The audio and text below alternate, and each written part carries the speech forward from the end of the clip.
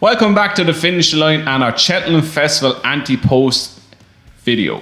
So this is episode 5 so far, and today this has been 2 weeks in the making. The boys are finally back and they've been bitching and moaning about each other the last 2 weeks. I just don't understand why. Let's go. I've got over the initial shock, so I've relaxed a good. I don't understand it. Like, it's a decent price to win a race at Cheltenham. Like, you know what I mean? Tell the people who it is.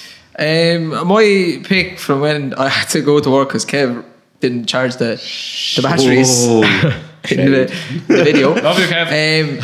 And Tom kind of slated it. Was Debuchet, Max Mullen's horse. If you're wondering if that's the thing that ran well in the champion bumper once and then didn't win a hurdle, that is the one. Yeah, that is the one. That's the one. Yeah. He won a few weeks ago. He ran second in the champion bumper to Fiona. Oh, I miss her. She was actually going to be very good, but I backed her so had an many accident times to Ante-Post on the gallops. Yeah, I totally agree with you, Tom. He was terrible over hurdles. But going back to what we were talking about in the other videos, sometimes hurdle form doesn't translate to chase form. To me, he wanted all of 2 mile 4 plus the 3 miles. After he won the other day, I text Andrew. He hasn't taken his eyes off you yet. After he won the other day, I text Andrew and I said, right, there's one for a little handicap around Cheltenham now, an obscure one. Right? She can train horses, clear as day. Mm-hmm. She knows when she has an alright horse as well. He's clearly talented. Gave up last year. He was crap over hurdles. They were running him over 2 miles. He's not fast enough. A bumper horse, yeah, they only go 2 miles, so you can't really find out until later in the day how speedy they are. He's clearly not fast enough. The last day, I think it was a Punchestown, was it? Or Ferryhouse? It's Punchestown. Ferryhouse. Jumped well, kidded around, stayed on, won the race. Easy, right? He's gonna probably come out around Christmas time again. He might win, he might come second. I'd be honest, I prefer if he don't win, right? Because if he keeps winning, he's obviously gonna go for a graded race then, which I can't see him winning. He wants a handicap. I'm not getting involved. You're going to get a decent price for whatever race. Now, that's the issue with this bet. But I'm not going to be like Tom and tip up Tiger Roll. You want the decent... Wait until you see what I'm tipping. You want a decent price, right? You're unsure what race he's going to go for. It's like the Close Brothers, the Novice, I said to you, or a 3 mile I mean the pre-Ryanair winners race. Yeah. If he ends up winning another race decently and his mark goes up, he might sneak in as a novice to one of the bigger chase races at the festival. If he's good enough, she'll send him back to the festival. She sent him to the festival unheralded in the bumper. I think he was 40-1 or something that day. She ran him in the Supreme then, didn't it? Yeah, she ran him in the Supreme last year. So he'll go to Cheltenham. It's just what race he's going to go for. And you're going to get a massive price. So... to me, it's a great bet.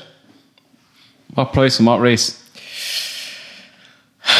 This is where it comes down to. This is what this video is about. The prices aren't out yet for those. That's the thing. They're not out for the handicaps. Close Brothers. So if you know what, if guesstimate 25s, you're going to get 25s. If you go into Paddy Power, right, say I want a $5 on Debuchet to win any race at Cheltenham, because he has that market horses to win any race at Cheltenham, you're going to get 20-1 anyway. He's going to give you 20-1. That's a decent bet. Fair point. That's very fair point. Do you want to go or do you want to wait? Or? Yeah, no, look, I just hate the horse. That's my reason. It's a strong word. I hate the horse. Poor horse. He had so many gilt-edged opportunities to win over hurdles and he just didn't. That I'd be amazed if fences are the making of him. Now look, could be wrong. And the more I'm sitting here listening to Dave is like sitting here listening to you the other week on Faheen, and the more I've got this fear of actually sitting down and watching it happen in front of my eyes. How many people got 40s? He's only 14s now. Is he? Yeah. Jesus. Yeah, just to I agree with you about the gilt-edged opportunities. But the day before he won, Andrew texted me and said he's actually going to win tomorrow. They finally figured out a race for him to win. And once a horse figures it out again to win, like stick on the bandwagon. So win and have it. Yeah, exactly. Look, best luck for it. I really don't like the horse. I just don't like the horse. So. Yeah, but fair enough. Look, it wouldn't, like Faheen winning a 4 miler, it wouldn't be the craziest thing that's ever happened. But still. Dave's going to love mine. Oh, go on. What? Now, there's an angle to this. This horse is on He's kind of covered already. This horse on Betfair is currently 2.62 to back, 2.64 today, right? You can back it in the bookies. There's one bookie going 15 day. There's 7-4 across the board. You're giving a 15 to 8 shot. If this is like a Tiger Roll thing. If he turns up, he wins. That's Paisley Park. You can't go beyond him. He's shorter on Betfair than he is with the bookies. You're getting value then with the bookies. Turns up, he wins, lads. I'm not even going to. What price do you think Paisley Park will be on a day? I'm not for tipping sharp priced horses like that in this video, but I totally agree with you on both of the horses, Tiger Roll and Paisley Park. Do a double at the prices they are now. If they turn up, they both win. There's not a thing in the 3 mile hurdle division that'll be Paisley Park. The only time he was going to get bet was last week, and he didn't get bet. Yeah, he's an absolute steering job for that race, I think. He'll go off about 4 to 6. If he'd be that price now if he's trained by William Mullins or Gordon Elliott. I think that's a factor as well, and it's wrong that it is a factor. She's well able to train. She's banging proved some it winners. as well. Yeah, she's proved it. Sure, she won the Paddy Power then as well. So I'd have no worries about that whatsoever. I think he's I love the horse. He's probably my favourite horse in training. He's a banker for Cheltenham. I love the way he runs. He's just like a big boxer, an English Drever. It's brilliant. It's brilliant. He keep going. He'll So keep lazy. going for years. Like the way he runs, he'll mind himself and keep himself going for years. 7-4. He should already be shorter. Yeah, he should be evens. I think he should be between evens and 5-4. He definitely shouldn't be bigger than 5. He's this year the bank. Maybe not last year, but he's the banker of the festival this year. He is absolute banker of the 100% festival. I cannot see him getting beat. Nah, That's all. he's the one you back now. And add him to every kind of multiple that you want to do. He's 100% going to He's win. like, that. if you're doing a accumulator, right, Paisley Park, who else I put in? The only thing that stops him winning is if he doesn't turn up. And he seems like he's not fragile. He goes to the well a lot last year. He went through a lot of races and he kept coming back. So Jumps well, never in the slightest looks like he's going to tip over. He minds himself, that lad. Unless something really badly goes wrong, as in he hurts himself randomly. He's not a horse who pounds the ground hard, is keen every day, who's going to find some heart issue or something like that. You can't see anything like that. it's the key with those horses that are lazy. Like I said, they mind themselves. And a lot of the horses that win by streets like Duvan and all that tend to get injured because they put so much into racing. They don't know how to mind themselves and take a little bit back. Sprinter Sacker, masterminded.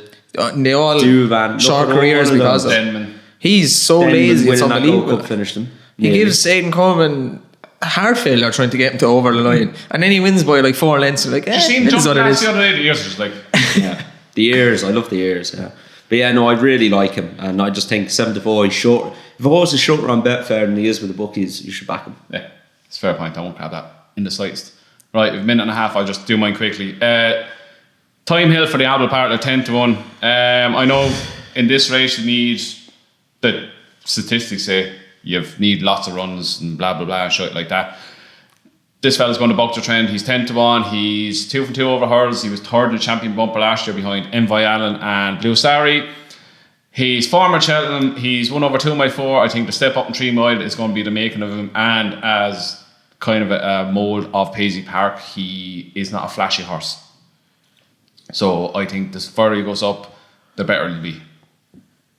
Well, if Champagne Well comes out, if he comes out and wins the weekend, that'll look like a lovely price. Yeah. So, and if you fancy him for that, Champagne Well is a certainty for the weekend. I back Champagne Well already. Yeah. Interesting. I know. Right. So recap quickly. I'm on Thyme Hill. Dave is on Debuchet, if you can get a price for any race, and Tom is on the certainty that is Paisley Park. I think we'll do a video next week as well, or as part of this video, we'll do a rundown of what we've picked so far. Yeah, that's what I so did. we probably need to go back through that. Yeah. So thanks again, lads, for watching, and come back next week where we'll go through Cheltenham Festival Ante-Post episode 6.